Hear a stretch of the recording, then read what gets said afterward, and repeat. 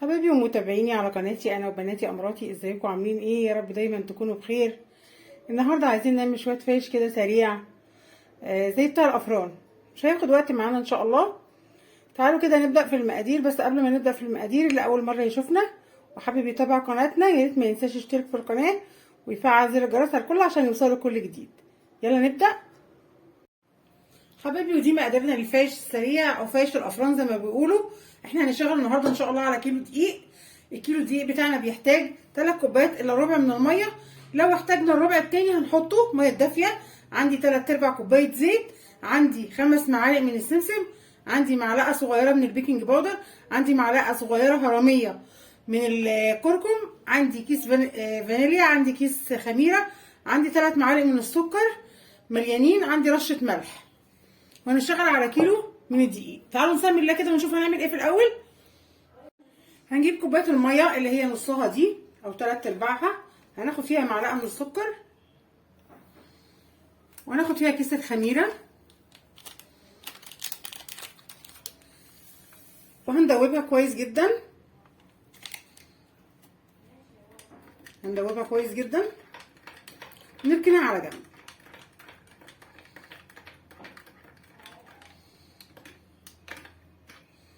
زي ما انتم شايفين كده ريحتها طلعت اساسا ريحتها جميله.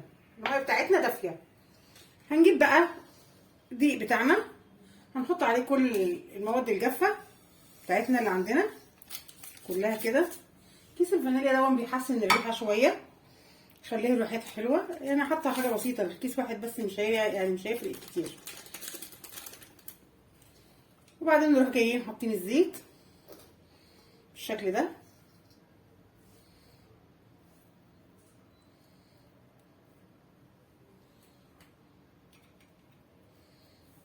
ونبدأ بقى كده نروح جايين ايه، ندخل الزيت كل حاجة ببعضها، نبسه كده زي ما نكون بنبس الكعك لغاية ما الدقيق كله والسمن والزيت يتشربوا ببعض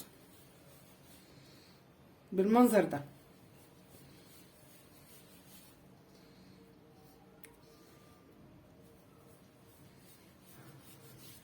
اهم حاجة البس دون يا جماعة، ان الدقيق والزيت يدخلوا ببعض كويس جدا زي ما انتم شايفين كده. نقلب بس كله كده مع بعضه كويس ونبسهم كويس جدا جدا. وهنا حبايبي بقى لما الزيت كله تشربوا الدقيق بالمنظر دون بعد ما بسيناه كويس جدا، هبدأ اعمل كده واحط بقى الخميره بتاعتي بعد ما خمرت بالشكل اللي انتم شايفينه ده. احطها كده، انزل كل اللي فيها وابدا اعجن وازود الميه تدريجيا، عشان طبعا احنا عارفين ان الدقيق مش كله زي بعضه. احنا عايزينها عجينه نفضل نبس فيها، يعني نعجن فيها كده لغايه ما تمسك نفسها تبقى طريه بس مش بتلزق قوي. هنضيف الميه تدريجيا لغايه ما نلم العجينه، هتبقى عجينه طريه بس مش بتلزق قوي.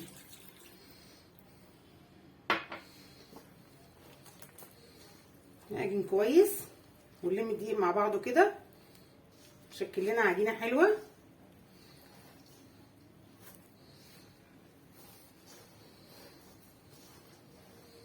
ننزل بميه تاني،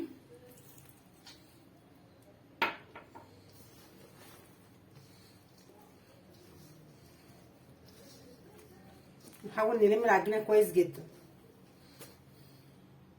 وده حبايبي بقى العجينه بتاعتي بعد ما ضفت لها 3 كوبايات. بصوا بتلزق ازاي.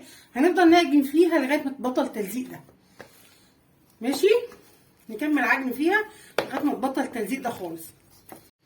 شايفين حبايبي بقى بعد ما العجينه اتخدمت كده واتعجنت كويس، بصوا طلعت من البوله وطلعت من ايدي خالص زي ما انتم شايفين كده. هنحط عليها ستريتش راب ونحط عليها فوطه بتاعت مطبخ ونسيبها كده حوالي ساعه الا ربع ساعه حسب المكان عندك، حسب ما تخمر، ونرجع تاني نشوف هنشكلها ازاي. ويا حبايبي العجينه بتاعتنا هنقسمها 3 اجزاء كده. نقسمها 3 اجزاء بعد ما خمرت معانا. او 4 اجزاء زي ما احنا عايزين كده بالشكل دون. هنمسك كل جزء كده، نفرد بقى بالنشابه بايدينا زي ما احنا عايزين كده.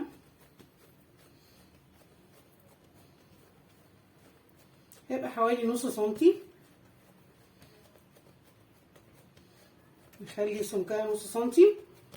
وبعد ما نخلي نصها نص سنتي هنروح جايين لفينها كده رول،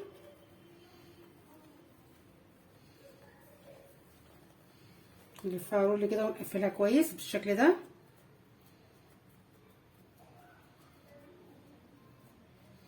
نسوي العجينه كده تاني، نعملها بالمنظر ده كده، نحطها في الصاج.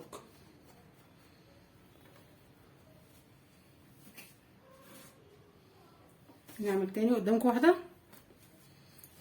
هنبدا نعملها كده، هنسيبها تخمر طبعا نص ساعه. نفردها بايدينا كده، نفردها بايدينا كده زي ما انتم شايفين، نفردها كويس جدا. انا هجيب النشابه عشان تساعدنا شويه. نفردها كده سمكها نص سنتي،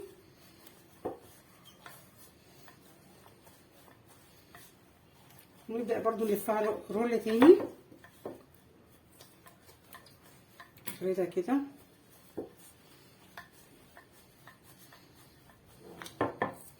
بعد كده ببدأ الفها رول كده بالمنظر دون.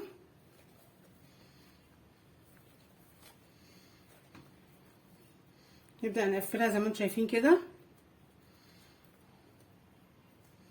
ونسويها كويس. نروح جايين عاملينها كده تاني، نروح عاملينها كده ونحطها في الصاج. نكمل الباقي واوريهولكم.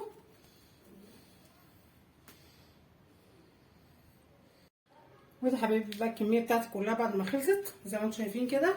هسيبها حوالي تلت ساعه او نص ساعه لغايه ما تختمر مره تانيه، وبعد كده ندخلها على فرن حراره 180 على رف اوسط لغايه ما تاخد اللون اللي احنا بنحبه.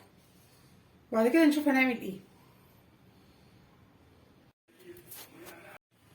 دلوقتي حبايبي بقى بعد ما العجين بتاعنا خمر بالشكل ده، بفرشه كده نحط عليها لبن او زيت، نبدا ندهن الوش وندخله على فرن زي ما قلت لكم درجه حراره 180 على رف اوسط. بياخد من 25 ل 30 دقيقه او حسب الفرن بتاعكم. بس احنا مش عايزين نعبط العجين تاني، بالراحه كده بندهنه، ندهن وشه باللبن عشان ياخد لون حلو. ندهنه بقى وندخله لما يطلع هوريهولكم. لو ما اخدش لون بعد ال 25 او 30 دقيقه بنفتح عليه الشوايه شويه. نكمل بقى الكميه وندخلها ولما تطلع هوريها لكم. ودي حبايبي بقى الفاش بتاعنا بعد ما طلع بالمنظر ده، هنسيبه يبرد تماما تماما وهنقطعه. وبعد كده نبقى نحطه بقى ايه يتحمص في الفرن. ودي حبايبي الفاش بتاعنا بعد ما طلع من الفرن، بعد ما اتحمص حمصناه على الناحيتين. صراحه الاضاءه ظلماه، طعمه وشكله جميل جدا. اتمنى اللي شاف وصفتنا وحابب يجربها ما ينساش يشترك في القناه ويفعل زر الجرس على الكل عشان يوصلكوا لجديد. بحبكم قوي واشوفكم في وصفه احلى. باي باي.